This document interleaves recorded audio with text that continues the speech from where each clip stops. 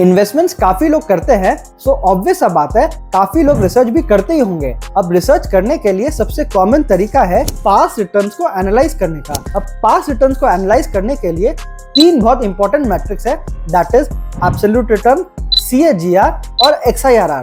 So in this video we'll discuss about what is the difference between absolute return, CAGR and XIRR and which is the most suitable metrics for you. Number 1, absolute returns. ये आपको बताता है आपका total profit और total loss on an investment during the whole period.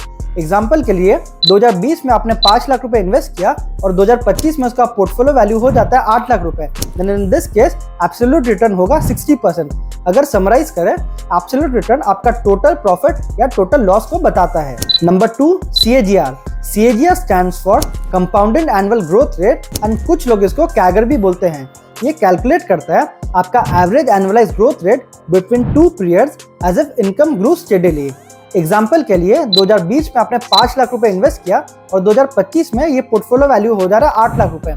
In this case अगर आपको analyse करना है कि आपका एवरेज एनुअली कितना पैसा ग्रो किया, तो आप कैगर फॉर्मूला को यूज करेंगे जो कि होगा 9.84% इन दिस केस। सिर्फ एक चीज का आपको ध्यान रखना है, कैगर तभी आपको यूज करना है in the case of lump sum investment. अगर आप SIP कर रहे हैं तो CAGR फॉर्मूला आपको एप्लीकेबल नहीं होगा। Now let's come to the third matrix, that is XIRR.